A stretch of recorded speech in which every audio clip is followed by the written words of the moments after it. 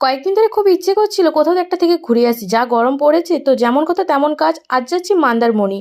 তো চলো তোমরা দেখতে থাকো। এটা হচ্ছে শৌলা ব্রিজ, শৌলা ব্রিজ হয়ে যাচ্ছি মন্দারমণি। মন্দারমণি ঢুকে গেছি, মাঝপথে খুব খিদে পাচ্ছিল, তাই জন্য ম্যাগি খাচ্ছিলাম। ম্যাগিটাকে খেয়ে দিয়ে চলে এলাম রিসোর্টে।